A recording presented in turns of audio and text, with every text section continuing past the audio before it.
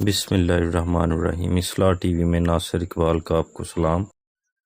معزز سامعین کرام، علم کے اس سفر میں چلتے چلتے ہمارا اگلا پڑاؤ ہوگا امام بخاری رحمت اللہ علیہ کے دیس میں۔ سامعین محترم، علم والا مسافر ہوتا ہے، اس کے اندر بے تاب روح ہوتی ہے۔ وہ اپنی روح کی تسکین اور مشاہدے کے لیے دنیا کی سیر کرتا ہے۔ اس کا مشاہدہ اس کے علم کو بڑھانے کا ایک بہت بڑا ذریعہ ہوتا ہے۔ ویسے تو ساری دنیا ہی خوبصورت ہے، لیکن کچھ جگہیں ایسی ہیں جنہیں ضرور دیکھنا چاہیے۔ ازبکستان بھی ان جگہوں میں سے ایک ہے۔ ازبکستان اسلامی دنیا کا ماضی ہے۔ آپ تاشقند کے امام خس سے لے کر سمرقند کے مدارس، مزارات اور درگاہوں کو دیکھیے، اور اس کے بعد بخارا، خیوا، وادی فرغانہ اور شہر سبز کو دیکھیے۔ آپ کو ہر جگہ تاریخ اپنے اصل رنگوں میں سانس لیتی ملے گی۔ ازبکستان پہلے سوویت یونین میں شامل تھا، سن 1991 میں آزاد ہوا۔ ازبکستان کی آزادی اور ترقی میں ان کے سابق صدر اسلام کرمیوف کا بہت بڑا کردار ہے۔ یہ 25 سال ازبکستان کے صدر رہے۔ لوگ اس طویل اقتدار کے باوجود اسلام کرمیوف سے محبت کرتے تھے۔ یہ انہیں اپنا محسن، اپنا قائد سمجھتے ہیں، اور یہ محبت ان کے انتقال کے بعد بھی قائم ہے۔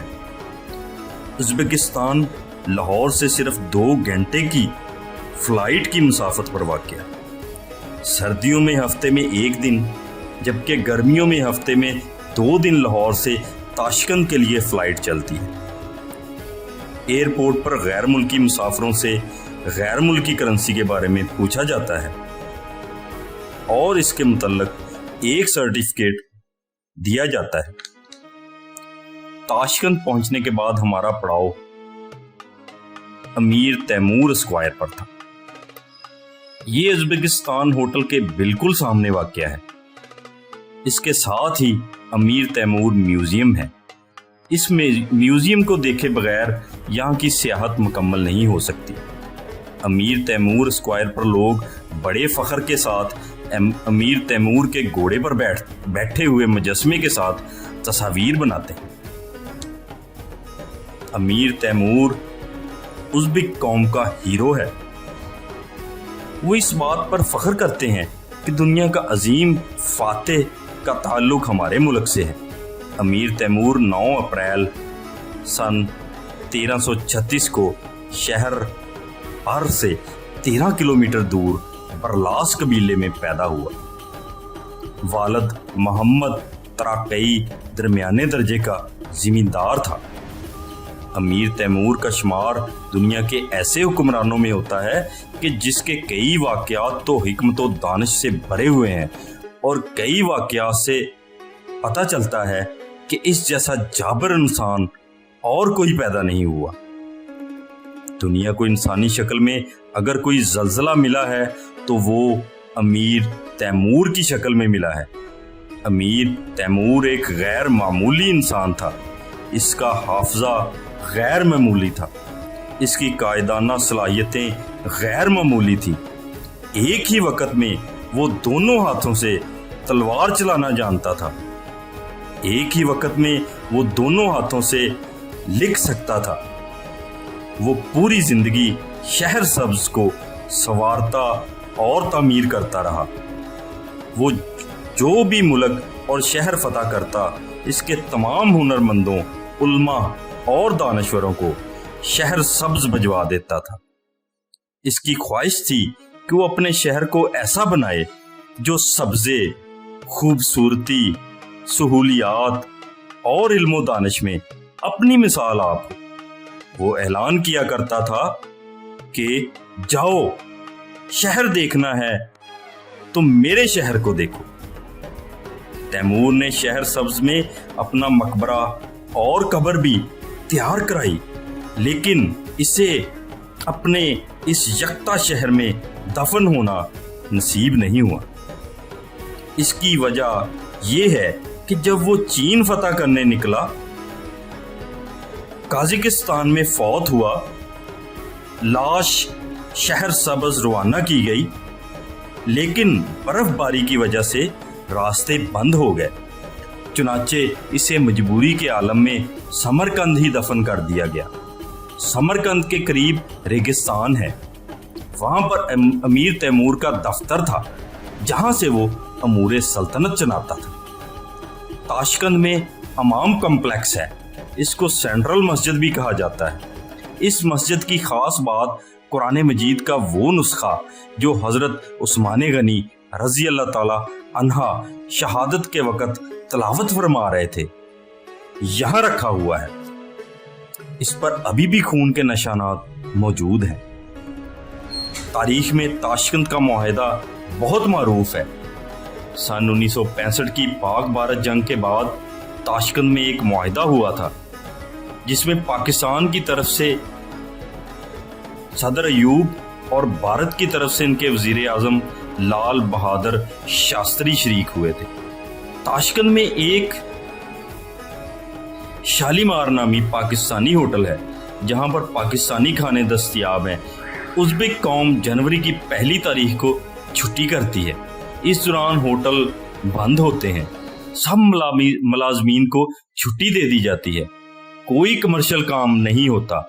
लोग घरों से बाहर निकलते हैं, फेस्टिवल्स में म्यूजिक लगता है, ड्रामे चलते हैं, गुब्बारे हवा में छोड़ दिए जाते हैं, खाने की किसी किस्म की कोई चीज़ नहीं होती, लोग इंजॉय करते हैं। इसलिए 1 जनवरी को उज़्बेकिस्तान ना जाना ही बेहतर है, क्योंकि खाने की कोई चीज़ दस्तयाब नहीं होती। यहाँ के लोग जी भरकर खाना खाते हैं। ये सूप बहुत शौक से पीते हैं। ये सूप को शोरबा कहते हैं। इन्हें गोश्त पसंद है। गोश्त किसी भी किस्म का हो, इनके दस्तरखान का हिस्सा होता है। सलाद का इस्तेमाल बहुत किया जाता है। लोग अपनी रोटी को ठंडी करके सालन के शोरबे में भिगोकर खाना पसंद करते हैं। इनके खानों में घी कम होता है। ग्रीन टी और लीमू का इस्तेमाल बहुत ज़्यादा करते हैं। यहाँ पर ड्राई फ्रूट की बहुतात है और ये लोग फ्रूट को मेवा कहते हैं। उज़्बेकिस्तान की इकॉनमी अच्छी नहीं। आप मनी चेंजर को $1 दें तो वो आपको 7000 सिम देगा, लेकिन इसके बावजूद गुर्बत दिखाई नहीं देती। यहाँ के लोग पुरसकून हैं। इनमें किसी किस्म की कोई जल्दबाजी नहीं है। इनमें लालच और नफसा नफसी नहीं पाई जाती। अल्लाह ताला पर बहुत ज़्यादा तवक्कल है। चेहरों पर किसी किस्म का कोई खौफ नहीं है, बेकारी नहीं है। यानी यहाँ के लोग भीख नहीं मांगते। यहाँ के लोग टिप को अच्छा नहीं समझते। वो लोग मौजूदा लम्हात के लिए जीते हैं। कोई किसी के अकीदे पर बात नहीं करता, कोई किसी को शक की निगाह से नहीं देखता। ये कौम मशकूक नहीं है। उज़्बेक बहुत मेहमान नवाज है। उज़्बेकिस्तान में रहमत का लफ्ज़ शुक्रिया के मानों में इस्तेमाल होता है। लोग दायां हाथ सीने पर रखते हैं, ज़रा झुकते हैं और बड़ी मोहब्बत से रहमत कहते हैं। आपको ये आजिज़ी पूरे मुल्क में मिलेगी। ताशकंद के बाद हमारी मंजिल बुखारा थी। बुखारा की सबसे ख़ास बात हज़रत इमाम बुखारी रहमतुल्लाह अलैह है। आपका असल नाम मोहम्मद बिन इस्माइल बिन इब्राहीम बिन मुगीरा बिन बरूज़ा अल बुखारी था। हदीस शरीफ के हवाले से आपका बहुत बड़ा नाम है। आपने बड़ी मेहनत से अहादीस को जमा किया और सही बुखारी किताब के नाम से मरतब किया। कुरान मजीद के बाद اس کتاب کو سب سے زیادہ معتبر مانا جاتا ہے۔ آپ کی ریاست کے گورنر کے ساتھ اختلافات تھے، آپ کی صاف گوئی سے خائف رہتا تھا، اس وجہ سے آپ بخارا سے ہجرت کر کے سمرقند کے مضافات میں اپنے عزیز کے ہاں منتقل ہو گئے تھے۔ وہیں پر آپ کا انتقال ہوا۔ امام کو ان کے حجرے میں ہی دفن کیا گیا۔ آپ کا مزار شہر سے 15-20 کلومیٹر باہر ہے۔ مزار عمارت کے تہہ خانے میں ہے۔ تہہ خانہ بند رہتا ہے۔ روس نے 1868 میں سمرقند پر قبضہ کر لیا۔ سمرقند کی تمام عبادت گاہیں، روضے اور مزارات پر پابندی لگا دی گئی، اور یوں امام بخاری کا مزار گمنامی کی گرد میں مزید گم ہو گیا۔ روس نے سن 1961 میں انڈونیشیا کے صدر سویکارنو کو دورے کی دعوت دی، مگر صدر سویکار نے شرط رکھ دی، وہ روسی صدر سے ملاقات سے قبل امام بخاری کے مزار پر حاضری دیں گے۔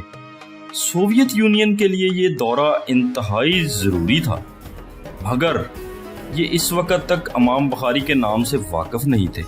چنانچہ ایک ڈھونڈ مچ گئی، جو ڈھونڈ روسی اہلکاروں کو سمرقند لے آئی۔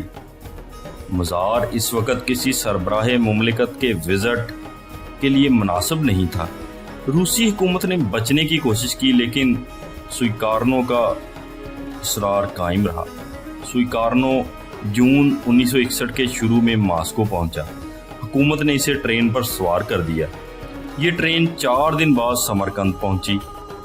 روسی حکام اس دوران مزار کی حالت ٹھیک کرتے رہے، لیکن اس کے باوجود سویکارنو جب وہاں پہنچا تو مزار کی حالت دیکھ کر رو پڑا، اور اس نے روسی حکام سے کہا، تم اس عظیم انسان کی عظمت سے ذرا برابر واقف نہیں ہو۔ اس نے روس کو پیشکش کی، تم یہ مزار مجھے بیچ دو، میں مزار کی مٹی کے برابر سونا دینے کے لیے تیار ہوں۔ وہ مزار پر 10 گھنٹے قرآن خوانی بھی کرتا رہا۔ روسی حکومت اس واقعے کے بعد مزار کی تعمیر نو کروائی اور امام بخاری کے روضے کو زائرین کے لیے کھول دیا۔ اب ازبکستان میں صرف تاریخ سے دلچسپی رکھنے والے لوگ آتے ہیں، اور یہ سیدھے خیوا، بخارا، سمرقند، شہر سبز اور فرغانہ جاتے ہیں اور تاریخ کو کروٹیں بدلتے دیکھتے ہیں۔ یورپ سے سینکڑوں فلائٹس آتی ہیں اور سیاح بخارا اور سمرقند میں ڈوبتے اور طلوع ہوتے سورج کا نظارہ کرتے ہیں۔ ہمیں چاہیے کہ ہم مختلف جگہوں کی سیر کریں اور نسل نو کو بھی اس کی ترغیب دیں، کیونکہ سیر انسان کی سوچ کو بدل دیتی ہے۔ سفر سے انسان میں اعتماد پیدا ہوتا ہے۔ بعض اوقات انسان تعلیمی ادارے سے وہ کچھ نہیں سیکھتا جو کچھ وہ ایک سفر میں سیکھ لیتا ہے۔ لہٰذا اپنے اندر اور خاص طور پر بچوں میں سفر کرنے کی عادت پیدا کرنی چاہیے۔ اس سے انسان کی اندرونی وسعت میں اضافہ ہوتا ہے۔ انسان مشاہدے سے بہت سیکھتا ہے۔ سفر انسانی شخصیت کی اندرونی اور بیرونی تبدیلی میں اہم کردار ادا کرتا ہے۔ اپنا اور اپنے ارد گرد لوگوں کا بہت سا خیال رکھیے گا، اس دعا کے ساتھ کہ اے میرے اللہ، ہمارے کام ہمارے لیے آسان فرما دیجیے، اور اے مالک کائنات، مجھے اپنی مخلوق کی بھلائی کے لیے منتخب کر لیجیے۔